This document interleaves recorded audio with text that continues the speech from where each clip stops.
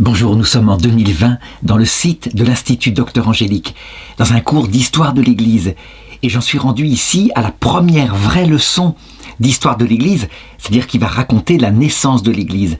Je dirais que cette leçon, avec sans doute la dernière, celle qui regardera ce qui ne s'est pas encore passé, ça veut dire la fin de l'histoire de l'Église, elle est fondamentale parce qu'elle permet de comprendre ce que j'ai indiqué de manière plus abstraite. L'Église est une réalité divine, une réalité qui ne peut pas se comprendre uniquement par les événements factuels, même s'ils sont fondamentaux. D'ailleurs, pour connaître le début de l'histoire de l'Église, il faut se servir évidemment des 4 évangiles qui racontent cela, parce que l'Église, elle naît à la croix de Jésus. Mais il faut aller plus loin. Il faut se servir aussi de toute la tradition de l'Église qui a défini exactement là où était l'Église à ce moment-là et comment est-ce qu'elle est née, à quel moment précis elle est née. Et puis le magistère qui l'a confirmé. Alors d'abord, premier point peut-être secondaire mais tout de même intéressant. Est-ce que les récits qu'on a de la passion de Jésus et de la naissance de l'Église, est-ce que ces récits sont fiables ? Eh bien, je dirais que ce sont des témoignages. Ça veut dire que des personnes qui étaient présentes à la croix, et en particulier Saint Jean, et des personnes qui n'étaient pas présentes à la croix, mais qui ont fait leur enquête, comme par exemple Saint Luc, qui était médecin, qui était une sorte d'historien, comme c'était à l'époque la mode, eh bien, ils ont raconté les choses. Il peut donc y avoir, comme tout témoignage, parce qu'il y a des auteurs humains, quelques détails qui peut-être seront soit placés au mauvais endroit, soit pas tout à fait précis. Ça veut dire que chaque point n'est pas raconté. Cependant, on peut donner la valeur au témoignage dans la mesure où, en plus, et ça, c'est le domaine de la foi de l'Église, puisque l'histoire de l'Église se fait en Église, l'Esprit Saint a voulu inspirer ce qui devait être raconté. Ça veut dire que même si après, des mystiques dans la tradition de l'Église, comme la bienheureuse Anne-Catherine Emmerich, ont pu raconter la passion de Jésus et la naissance de l'Église, en mettant beaucoup plus de détails, on a là le principal. Et donc, qu'est-ce que je pourrais raconter pour bien montrer que c'est une réalité mystique ?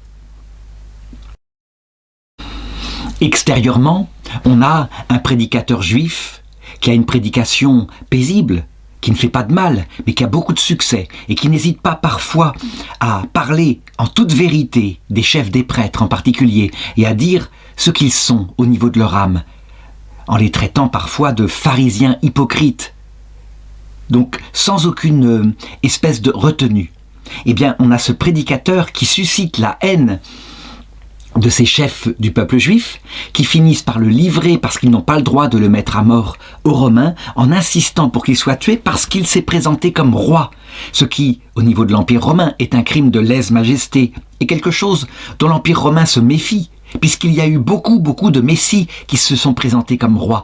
Jésus est effectivement rentré à Jérusalem quelques jours plus tôt, monté sur un petit d'âne, et c'était le signe de la royauté en Israël. Donc sous ce prétexte-là, on peut dire que les Romains vont le crucifier, mais je dirais que le procurateur, lui, il recule un peu, dans la mesure où sa femme, qui elle regarde les choses du point de vue du cœur, a eu une espèce de rêve pendant la nuit qui lui a indiqué qu'il ne fallait pas se mêler de l'affaire de cet homme qui était injuste. On a aussi le point de vue juif, par exemple par le Talmud de Babylone, qui dit « Oui, il a été crucifié à l'époque de Ponce Pilate parce qu'il séduisait le peuple en faisant des miracles avec la puissance de Belzébuth, ça veut dire de Lucifer. » Ce qui veut dire que les Juifs, de leur point de vue, ceux qui ne sont pas devenus chrétiens, considéraient effectivement Jésus comme quelqu'un de dangereux, quelqu'un qui mettait en danger l'unité d'Israël, et puis qui séduisait le peuple. Donc ça, on pourrait dire que c'est l'extérieur des événements, c'est ce que pourrait raconter une histoire de l'Église faite en Sorbonne. Maintenant, passons à l'intérieur des événements. En réalité, cet homme qui est crucifié n'est pas un homme. Ce n'est pas la personne humaine qui est crucifiée, puisqu'il n'y a pas de personne humaine en Jésus. Il a une nature humaine complète, mais c'est la personne du Verbe éternel, celui qui a créé l'humanité et qui vient exprès sur terre afin de révéler le cœur de Dieu, le projet de Dieu sur l'humanité. toute la naissance de l'histoire de l'Église, c'est la conclusion d'une alliance entre Dieu, qui a été bafoué dès le début de l'humanité par Adam et Ève, qui étaient proches d'eux dans un amour intime, et ils ont préféré leur liberté. Et c'est l'histoire de la reconstitution de cette alliance, mais de manière un petit peu différente. Ça veut dire que, à l'époque d'Adam et Ève, la seule épreuve était celle de l'obéissance.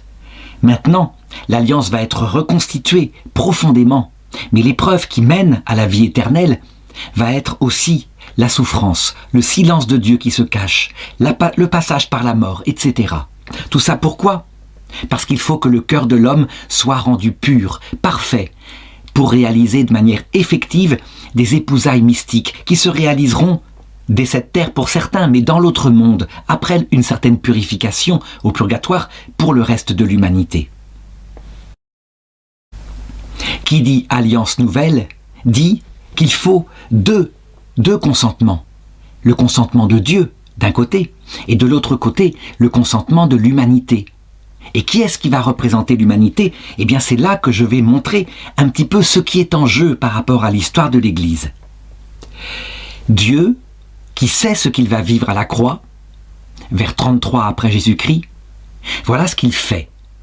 Il décide de choisir quelque part une petite jeune fille dans le ventre de sa maman. Et au moment où elle est conçue, il lui donne toute la grâce d'Ève.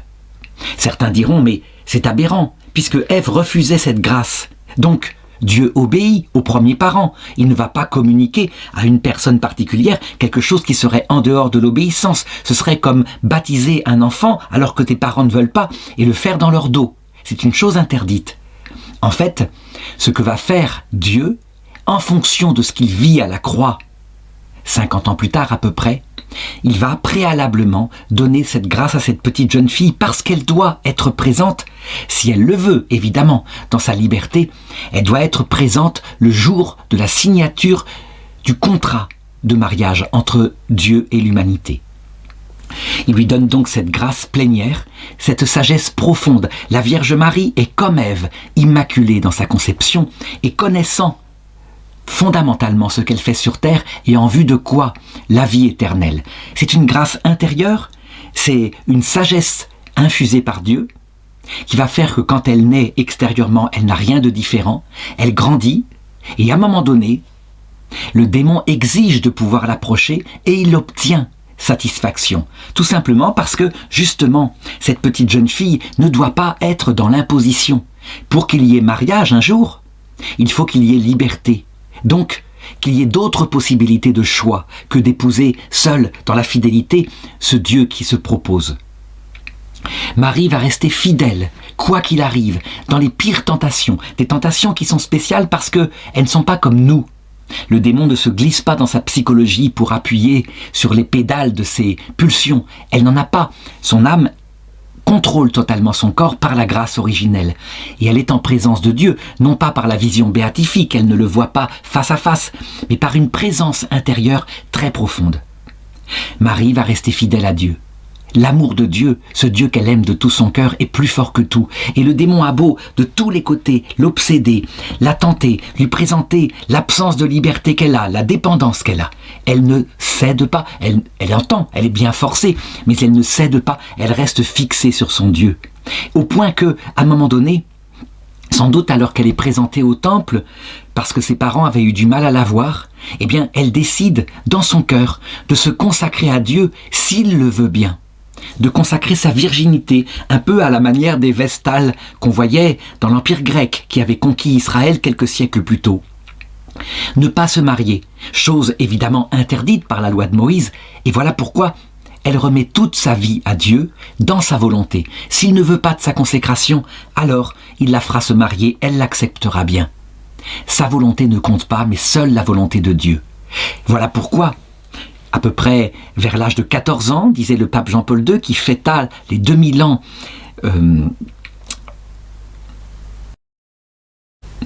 de la conception de Marie vers 1995, donc vers 14-15 ans, par là, eh bien, l'ange lui apparaît et il ne lui dit pas « Marie, voudrais-tu être la mère de celui qui sera le sauveur, qui sera Dieu fait homme, qui mourra sur la croix ?» il ne lui dit pas. Il ne lui dit pas le destin tragique que c'est, il lui demande simplement, parce qu'il sait qu'elle a tout consacré à Dieu, voici que tu vas concevoir et enfanter un fils, etc. Et elle est entièrement dans la volonté de Dieu. Évidemment, elle pose la question de son vœu de virginité, et l'ange lui explique que son vœu de virginité est accepté et que l'Esprit Saint fera en elle ce miracle, sans qu'elle ait besoin de se marier au sens physique du terme avec son fiancé qui est là pour la protéger, Joseph. On peut se demander si Marie, à cette époque-là, elle a la présence de l'Esprit Saint au point d'être ce qu'on pourrait appeler dans son cœur déjà l'Église catholique, l'Église du Christ. En réalité, elle est encore en préparation, elle a bien l'Esprit Saint, mais Jésus-Christ, au fur et à mesure qu'il va grandir, puisqu'elle le met au monde, eh bien, Jésus-Christ va peu à peu lui enseigner la profondeur des mystères qu'elle vit déjà, mais qui maintenant vont s'établir dans son intelligence beaucoup plus précisément.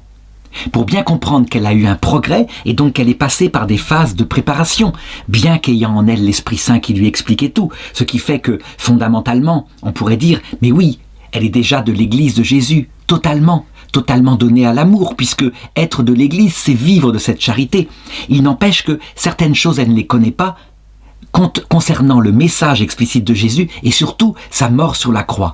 C'est peu à peu que l'Esprit Saint va la préparer à cela. Par exemple, à peu près à la naissance de Jésus, quand un prophète d'Israël, le vieillard Siméon, va lui annoncer qu'un glaive de douleur lui transpercera l'âme. On pourrait se dire, mais il y a quelque chose qui ne respecte pas sa liberté, puisque à l'Annonciation, ça ne lui a pas été dit.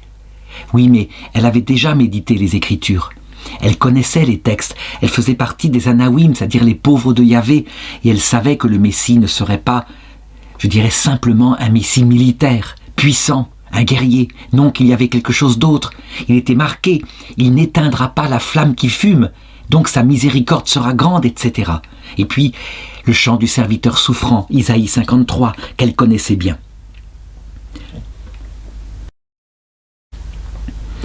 On a une preuve qu'elle ne connaît pas tout, mais qu'elle est là, totalement donnée, selon les révélations qu'elle a reçues lors du début de l'apostolat de Jésus aux noces de Cana. Ils n'ont plus de vin à ce mariage. Elle va voir son fils et elle lui dit, ils n'ont plus de vin. On sait qu'elle entend dans son intelligence, ils n'ont plus le vin de la parole de Dieu. Mais son fils, lui, il entend, ils n'ont pas le vin de mon sang donné pour eux, pour les sauver. Il y a ce malentendu qui est en fait adorable, qui montre ce que Marie comprend dans sa préparation, ce que Jésus comprend, lui qui est venu, qui est Dieu et qui est venu pour mourir sur la croix, puis ressusciter, ce qui lui permettra de révéler le cœur du Père, son humilité, son amour. Il n'empêche que c'est ce jour-là qu'il commence son apostolat, il exauce donc sa mère, et il se met à parler, il donne au peuple le vin de sa parole, après avoir donné aux noces de Cana du vin nouveau, qui symbolise tout cela. Et il va prêcher pendant 3 ans. Et peu à peu, il va annoncer le cœur du mystère. Le Fils de l'homme montera à Jérusalem, là il sera arrêté par les prêtres, il sera livré aux Romains qui le crucifieront. Mais 3 jours plus tard, il ressuscitera. Nous savons que Marie gardait tout cela dans son cœur, et donc que ça se réaliserait. Elle y croyait de tout son cœur. Jésus l'avait dit, elle savait que c'était vrai. Marie vivait tout ça surnaturellement. On a maintenant l'explication de la fameuse grâce originelle dont j'ai parlé, que l'Église a confirmé dogmatiquement l'Immaculée Conception. Si elle ne l'avait pas eue, avec l'Esprit Saint déjà dans son cœur pour lui expliquer tout ça, elle n'aurait pas pu se préparer au grand jour, le jour de son mariage mystique que je vais raconter maintenant. Mais avant, il faut comprendre que les conditions canoniques dans l'Église catholique du mariage, eh bien Dieu, il les veut aussi lors de ce grand jour. Ça veut dire qu'il veut que la Vierge Marie soit lucide de ce qui lui est proposé. Elle ne doit plus être dans l'ignorance. Donc elle doit savoir la finalité de ce mariage, ce sera la vision béatifique. Et les moyens de ce mariage, à savoir un chemin qui purifiera son cœur dans une grande souffrance, parce que on ne peut pas voir Dieu sans mourir à soi-même. Elle doit donc être lucide de ça, qu'il y a l'amour lucide et il y a la nécessité d'une mort à soi-même. S'il existe une quelconque ignorance sur un détail essentiel de ces choses-là, alors le mariage ne serait pas valide. Comment pourrait-il y avoir alliance si on reste dans le flou, si on ne connaît pas le cœur de son époux? Et réciproquement, Dieu, en ce qui le concerne, connaît bien Marie. Mais, je dirais, Marie doit connaître les intentions de Dieu. Et donc, lorsque l'arrestation de Jésus arrive, qu'elle se produit, elle a assisté, évidemment, à la Sainte Seine, le jeudi saint, elle a tout médité dans son cœur. On peut dire que maintenant, elle est prête pour le grand jour. Et le grand jour va se réaliser, et elle va être présente à la croix, du bout en bout. Et c'est là qu'il faut regarder manifestement les choses. À la croix, qui est-ce qui est présent en comprenant tout cela et en y croyant, en vivant les choses de l'intérieur? Ça veut dire en contemplant, non pas un homme droit, un homme magnifique, un homme au discours tellement beau qui meurt dans la douleur, avec de grands cris, d'une grande détresse, une grande pitié. Qui est-ce qui contemple aussi que c'est Dieu, le créateur du monde, qui meurt, qu'il tient le monde dans sa main, qu'il est capable, s'il le veut, de l'anéantir en un instant et qu'il ne le fait pas? Est-ce que c'est Marie-Madeleine? Marie-Madeleine, nous savons, elle est présente à la croix par amour de Jésus, qui l'a sauvée de tous les démons qu'elle avait en elle, qui l'a sauvée sans doute de la lapidation. Elle est certainement amoureuse, parce qu'elle ne peut pas faire autrement. Amoureuse comme une femme est amoureuse, avec un grand respect. Et l'idée que elle ira, je dirais, s'occuper de son corps et mettre du parfum. Jésus avait prophétisé, quand elle avait mis le parfum au pied de Jésus, que personne ne le ferait le jour du sépulcre. Alors elle rentre dans la douleur, dans cette obsession-là. Elle honorera le corps de Jésus avec du parfum. Elle le fera. Elle n'y arrivera pas. La prophétie de Jésus se réalisera, mais n'empêche que elle n'est pas dans une perspective de contemplation mystique. Est-ce que c'est Jean, le disciple que Jésus aimait, qui avait entendu toute la prédication de Jésus, mais qui, lui, possède le péché originel en lui, et qui donc comprend comme il le peut, à la mesure de l'Esprit Saint, donc il ne comprend pas grand-chose, parce que comment est-il possible qu'un adolescent qui doit avoir 15 ans, 16 ans, puisse comprendre un tel mystère, où, en fait, le Dieu Tout-Puissant meurt sur la croix pour bien montrer que le cœur de Dieu est tout humble et tout amour? Comment pourrait-il être possible qu'il comprenne ça? Ce n'est pas possible. Il est donc là par amitié, par respect, et parce qu'il ne risque pas sa vie. Il ne porte sans doute pas la barbe, donc on ne va pas se méfier de lui. C'est un jeune comme ça qui regarde les choses. Il y a la sœur de Marie, Marie, femme de Clopas, la mère de Jacques et Jean, qui est là aussi présente avec les femmes. Elle y est sans doute par dévotion familiale. Jamais elle ne pourra abandonner ainsi celui qui est dans la relation à elle, son neveu, probablement, parce qu'elle est la mère des frères de Jésus, donc elle est sans doute pas la sœur physique de Jésus, de Marie, mais la cousine de Marie. Le mot sœur et cousin sont souvent identifiés dans l'Évangile. Résultat, il n'y a personne à la croix. Les Romains, n'en parlons pas. Ils sont là, ils font leur travail. Et ils sont souvent païens. Ils regardent évidemment les signes, comme l'obscurité qui vient à un moment donné. Puis le séisme. Ils sont capables d'être impressionnés, mais ils ne comprennent pas les choses de l'intérieur. Reste le bon larron. Le bon larron, on dirait que lui, il croit. Il dit au Seigneur, « Souviens-toi de moi quand tu viendras dans ton royaume. » Ça semble vouloir dire qu'il croit qu'il est roi d'Israël.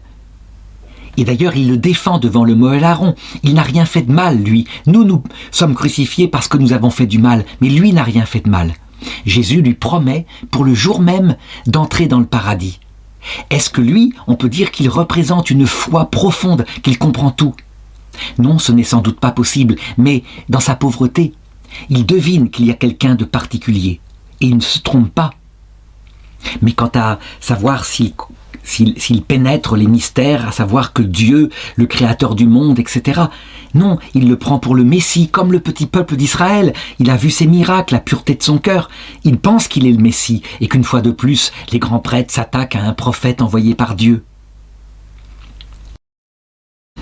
Résultat, Nous pouvons par élimination, je crois, dire que, en tout cas en tant que catholique et orthodoxe, la seule personne qui contemple le mystère, c'est la Vierge Marie, la Mère de Dieu. Elle est là, présente, et elle sait ce qui se passe, et c'est la douleur totale avec sa sensibilité absolue.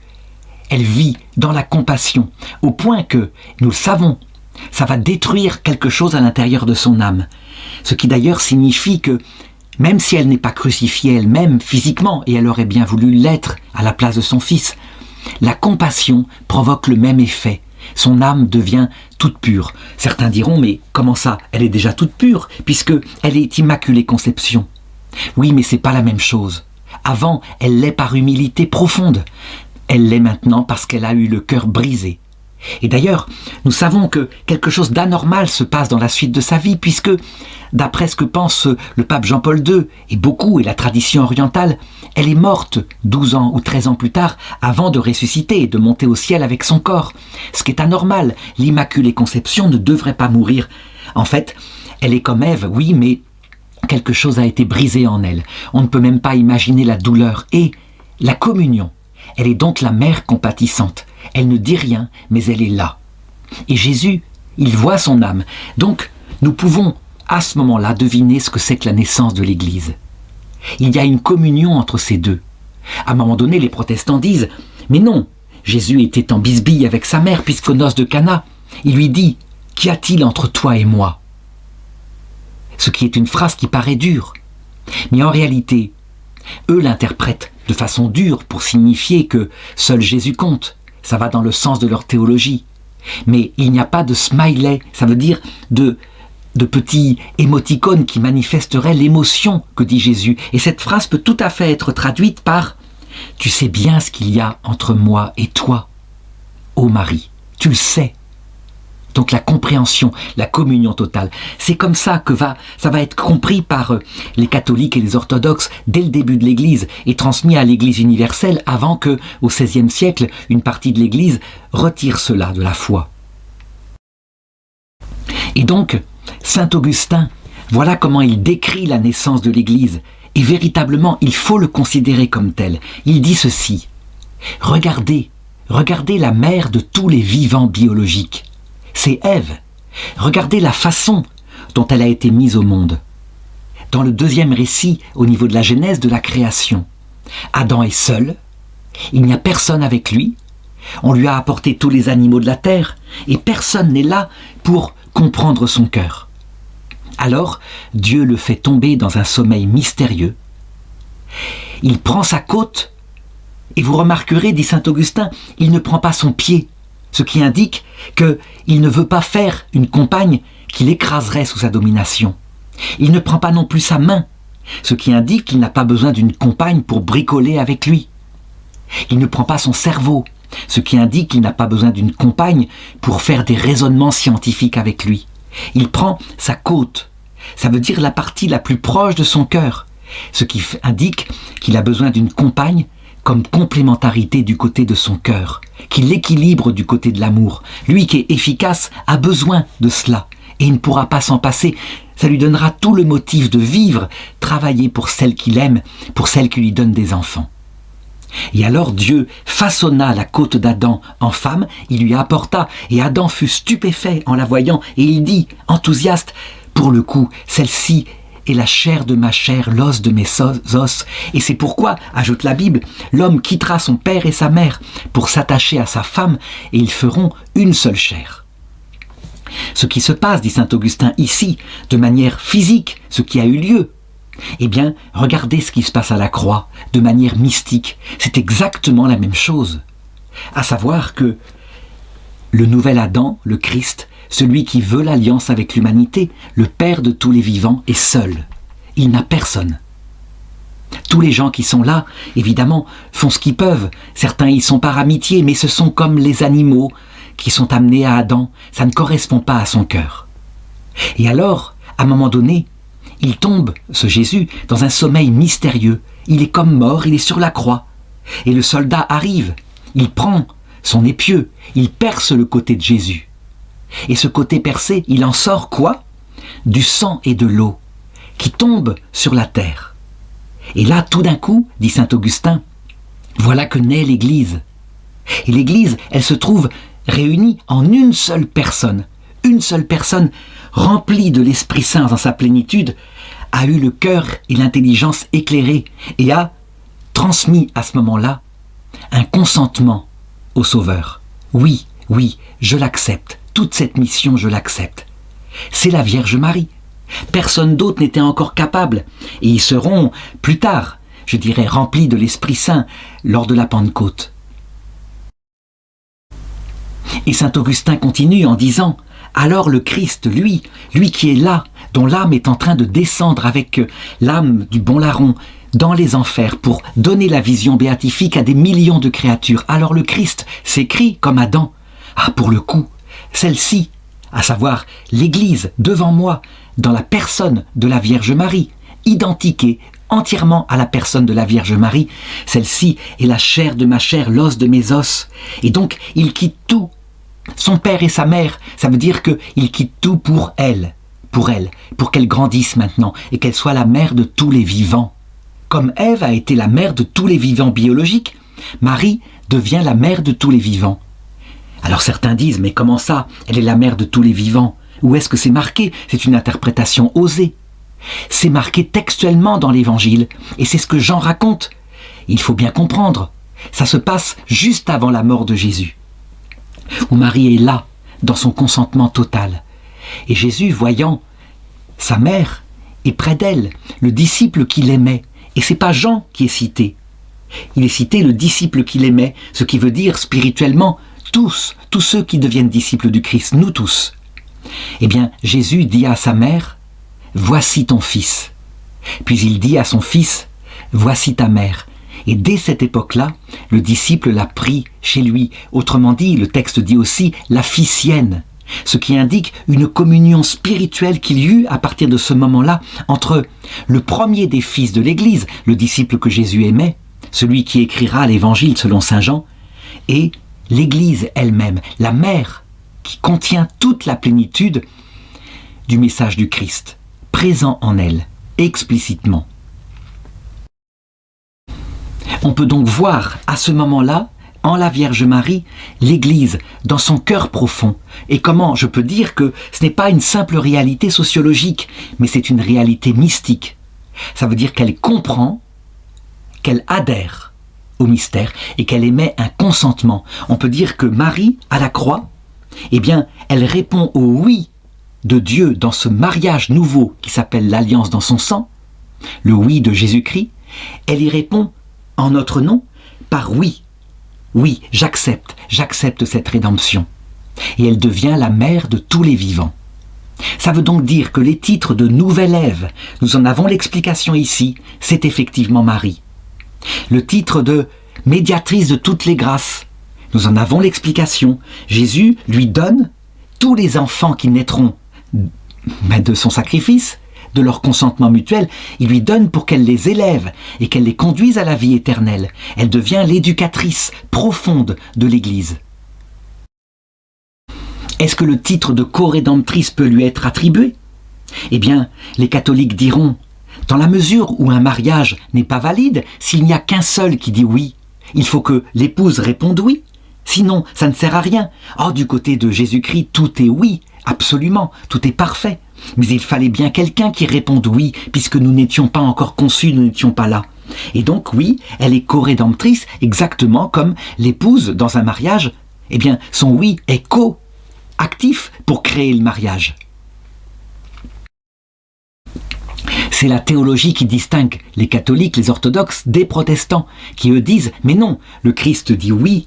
Et puis il fait son sacrifice, et l'homme, comme des enfants, reçoivent les grâces de ce sacrifice en croyant. Et c'est ça qui se passe uniquement.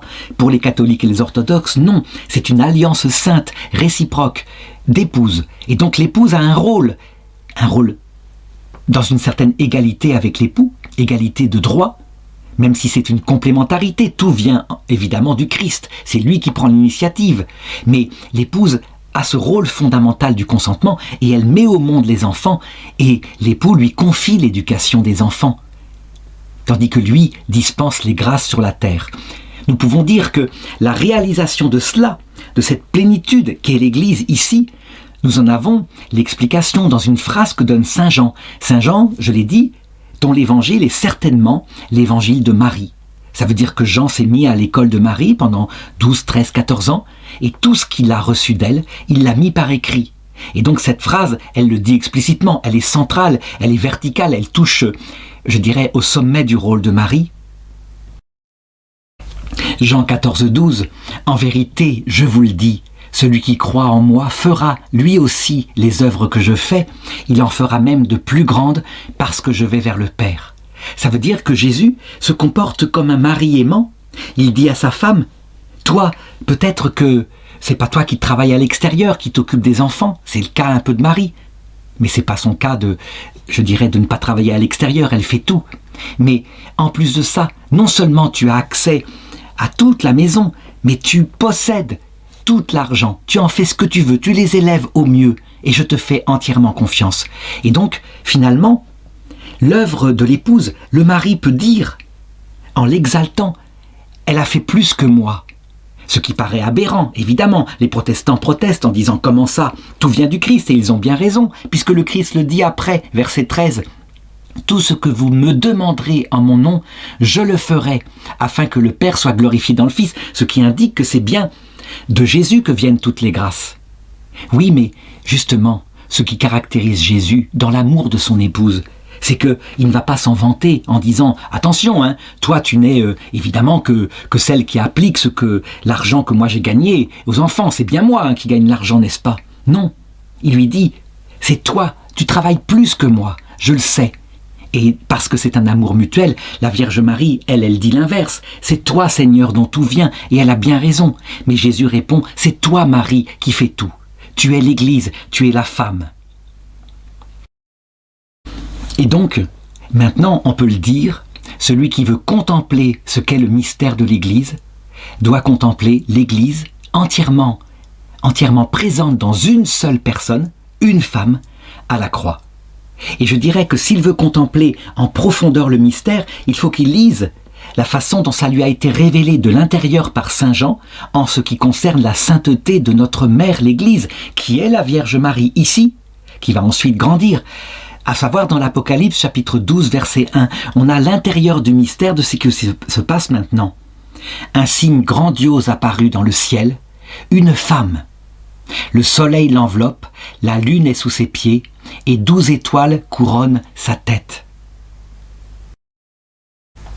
On a ici tout le mystère de l'Église qui est révélé. Le soleil qui l'entoure, ça veut dire qu'elle n'a pas de réalité si ce n'est par la puissance de Dieu. Son âme, c'est l'Esprit Saint. L'Esprit Saint se retirerait d'elle. Elle meurt dans sa vie spirituelle, aussitôt. Elle tient tout de Dieu. La lune est sous ses pieds. Ça veut dire que elle est à la fois posée sur le monde et en même temps, elle est immaculée, toute pure. Elle est posée comme sur un tas de fumier qu'est le monde, et ça ne touche pas sa pureté. Ça veut dire que l'Église est sainte. Portée par l'Esprit Saint, elle mène ses enfants vers la vie éternelle. Et ces enfants, eux, sont pécheurs, évidemment. Ils naissent comme ça, un peu comme Jésus, dans une étable, avec les miasmes des vaches, des moutons qui étaient dans l'étable. Mais l'Église est sainte. 12 étoiles couronnent sa tête. Ça veut dire que sa finalité, c'est évidemment le ciel. Elle emmènera ses enfants, symbolisés par les 12 étoiles qui signifient la totalité de l'humanité, elle les emmènera vers la vision béatifique. Quand des étoiles indiquent le ciel, c'est qu'elles vont dans la direction de Dieu. Quand elles tombent sur la terre, l'Apocalypse le cite comme symbole à d'autres endroits, c'est qu'elles se séparent de Dieu pour ne vivre que pour la vie terrestre. Et le verset 2 continue. « Et cette femme est enceinte, et elle crie dans les douleurs et le travail de l'enfantement. » Nous savons que Marie Immaculée a mis au monde Jésus sans souffrance, puisqu'elle était justement immaculée. Mais maintenant, elle prend sur elle la malédiction d'Ève, et elle enfante dans la douleur à la croix non seulement son fils qui part vers l'autre monde, mais elle enfante aussi les enfants qu'il lui confie. Et ça se passe dans cette compassion-là qui brise son cœur. Est-ce que Marie actuellement souffre et continue de souffrir pour nous mettre au monde à la vie éternelle? Non, elle a souffert tout entière pour nous à ce moment-là. Et maintenant, elle vit les choses dans la joie et dans la paix, étant dans la vision béatifique. Donc voilà, c'est ce que je disais dans la précédente vidéo. Le principe de compréhension de l'Église, c'est donc la présence de Dieu comme le soleil qui l'entoure.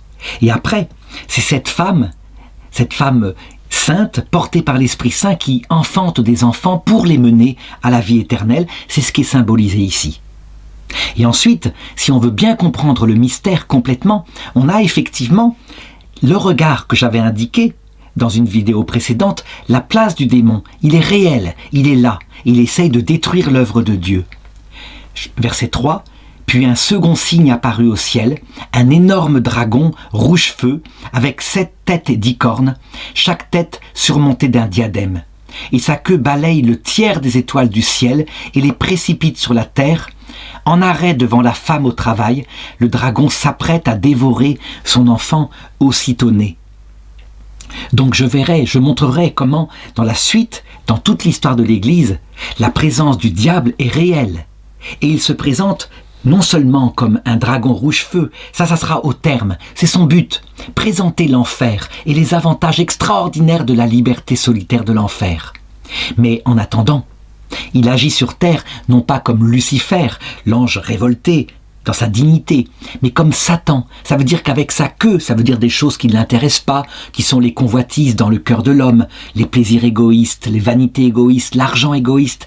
Il arrive à faire tomber sans cesse à chaque génération un tiers des étoiles du ciel. Donc, pour qu'elle cherche les plaisirs charnels de la terre et qu'elle ne se soit pas tournée vers le ciel, vers l'espérance théologale éternelle. La puissance du démon est là, et on peut dire, et ça je l'avais dit dans la précédente vidéo, il n'a de puissance comme ça que parce que Dieu le permet. Ce qui veut dire que, en fait, les dégâts qu'il semble faire réellement sur l'Église, en fait, finalement, serviront à une plus grande gloire. Parce que, en provoquant l'humiliation de plein d'hommes d'Église qui tombent sur terre, qui se trompent, qui ne servent plus le Christ, eh bien, quand le Christ paraît, et s'ils se repentent, alors ils sont bien plus hauts en humilité puisqu'ils savent qu'ils sont des êtres sauvés, qu'en eux-mêmes, ils n'ont rien fait pour le Christ, sinon parfois le trahir. Ça veut dire que le péché lui-même, lorsqu'on s'en repent, deviendra source d'une gloire éternelle plus grande. Il faut donc comprendre que Dieu ne permet le balayage de la queue du démon que parce qu'il en fera sortir du bien. C'est ce que j'avais indiqué dans les précédentes vidéos. Et c'est pourquoi il est indiqué ensuite le rôle de Marie et de l'Église, puisque c'est tout un dans les mystères ici. Au verset 5, « Or la femme mit au monde un enfant mâle, celui qui doit mener toutes les nations avec un sceptre de fer.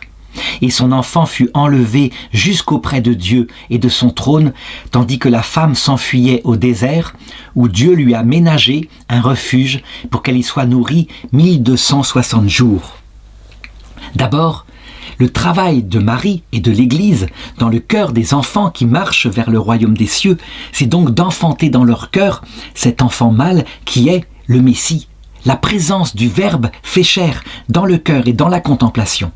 C'est ce qu'on appelle la charité vis-à-vis de Dieu. On connaît maintenant le cœur de Dieu puisque notre mère nous l'a indiqué et on se tourne vers lui. Le sceptre de fer avec lequel le Seigneur, quand on croit en lui, nous dirige, eh bien c'est le sceptre de sa vérité. Il nous indique là où est le bien. Il nous dit, le bien c'est d'abord fondamentalement l'humilité et fondé sur elle, l'amour de Dieu, l'amour du prochain, poussé jusqu'à l'oubli de soi, ça veut dire la kénose, une humilité totale. Et alors on obtient les vertus qui conduisent à la vie éternelle. Quant à la femme, l'Église, eh bien, elle ne monte pas tout de suite au ciel pour trouver la paix. Elle doit vivre sur terre un certain temps, dans des épreuves. 1260 jours, ça veut dire à peu près le temps de la prédication du Christ. Il y a cette purification à faire dans le cœur.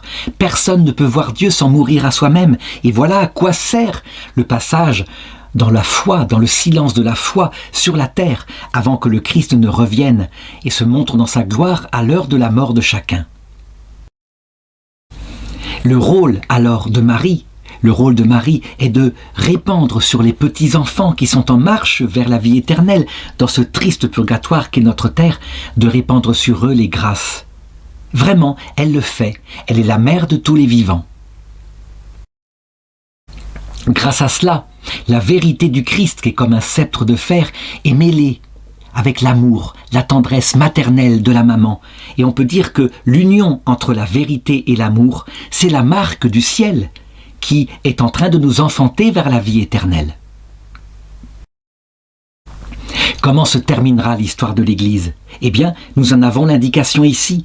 À un moment donné, vient le dernier antéchrist sur terre, mais aussi à l'heure de notre mort.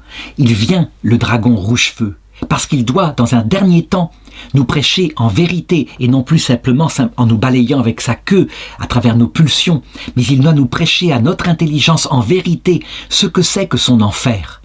L'amour de soi poussé jusqu'au mépris de Dieu et du prochain, parce qu'on y est libre, parce qu'on fait ce qu'on veut, qu'on y est debout. C'est ça l'enfer. Et donc il viendra de toutes les façons que j'ai indiquées. C'est ce qu'indique ce combat final entre Saint Michel et le dragon, donc, et le démon. Pourquoi Saint Michel? Parce qu'il est avec la Vierge Marie. Lui, c'est le premier, ce petit ange qui est un simple archange, à avoir manifesté ce qui est l'obéissance à Dieu, à avoir dit au démon, au moment de sa révolte, « Qui es-tu pour te révolter contre Dieu? Qui es-tu pour te prendre contre Dieu? Qui peut être comme Dieu ?» Et donc, ce petit ange, inférieur, à avoir, par son obéissance à Dieu, eu le droit de devenir supérieur à la puissance de cet ange révolté qui s'appelait Lucifer. Eh bien, ce combat final signifie la chose suivante. À un moment donné, nous serons confrontés à la possibilité de deux choix. Le choix de l'amour de soi poussé jusqu'au mépris de Dieu et du prochain, ça c'est la bataille de Lucifer, dragon rouge-feu, et de l'autre côté, l'amour de Dieu et du prochain, poussé jusqu'au mépris de soi. Ce qu'a fait Saint Michel, en méprisant sa propre compréhension, il ne comprenait rien, mais il obéissait. Et qui est-ce qui gagnera ce combat? Je le sais, dans la majorité des hommes, nous le savons. La majorité des hommes, évidemment, se tournera vers Dieu dans le repentir. Certains disent, mais non, la majorité seront damnés. C'est parce qu'ils ne regardent que le premier barreau de l'échelle, où là nous voyons qu'effectivement, la majorité des hommes se tournent vers le sensible, vers leur plaisir égoïste, etc. Oui, mais avec un cœur divisé, des angoisses à faire cela, une soif d'un sauveur. Or, il est venu justement pour sauver ceux qui étaient malades. Donc, il ne faut pas imaginer que ces gens-là, parce qu'ils se livrent au péché par faiblesse ou ignorance, sont damnés. Évidemment que le Christ, il va savoir retourner tout cela. D'ailleurs, c'est marqué textuellement dans l'Évangile, et il suffit de contempler la croix de Jésus pour comprendre qu'il est beaucoup plus intelligent que le démon. La victoire finale dans cette bataille finale, ce sera cela, Romains chapitre 11, verset 32, car Dieu a enfermé tous les hommes dans la désobéissance pour faire à tous miséricorde. La puissance de Saint Michel face au démon, ce sera cet amour total, manifesté avec la vérité. Et ça, le cœur profond des hommes, en masse, se tourneront vers le salut. Tandis que ne se tourneront vers le diable que ceux qui sont les fils de perdition, c'est-à-dire ceux qui librement choisiront la liberté solitaire et vaine de son enfer. Ils le feront alors totalement lucidement, totalement avec maîtrise d'eux-mêmes, c'est ce qu'on appelle le blasphème contre l'Esprit Saint. De nombreux le commettent, mais absolument pas la majorité, bien sûr. Ils sauvent les pauvres pécheurs. Donc je l'ai dit, dans la dernière leçon, concernant le cours d'histoire de l'Église, je raconterai ce que nos prophéties disent, puisque ceci se réalisera non seulement à la mort de chacun, mais aussi dans la dernière génération de l'Église, donc qui sera sur terre avant le retour du Christ. Donc, il faut simplement retenir donc que l'Église est un mystère d'alliance dès le départ et une alliance mystique. Il faut comprendre que son âme vient de l'Esprit Saint. Sans l'Esprit Saint, rien ne se fait. Marie est là et c'est elle qui va justement, par sa prière tout humble, demander et obtenir l'Esprit Saint.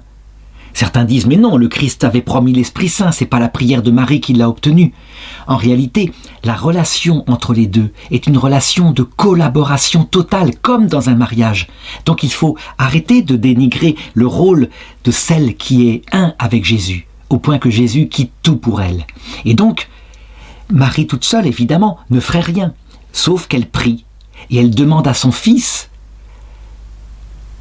dès le samedi saint, puis dans sa résurrection, l'a-t-elle vue? A-t-elle eu une apparition? Peut-être même pas, elle n'en avait pas vraiment besoin. Ce qu'on sait simplement, c'est qu'elle n'était pas présente au tombeau le dimanche matin, comme les femmes, elle savait que le corps de Jésus, elle ne le trouverait pas. Elle était donc en prière. Et elle prie pour que l'Esprit Saint soit envoyé aux apôtres. Elle est là dans sa supplication parce qu'elle voit bien que les apôtres, eux, eh bien, ils ont beau voir des signes et même des apparitions de Jésus. Ils ne comprennent rien. Ils sont à l'extérieur. Ils ont peur de prêcher. Il faut donc que l'Esprit Saint, ça veut dire une part de cet esprit qui fait d'elle une armée rangée en bataille, soit envoyée sur l'Église. Et c'est donc à sa prière qu'elle l'obtient le jour de la Pentecôte. Mais là, je raconterai dans la prochaine vidéo la naissance de l'Église visible. Ça veut dire quand elle est non seulement dans le cœur de Marie, mais qu'elle commence à se répandre sur terre. Ce qu'on peut appeler l'Église apostolique, les actes des apôtres.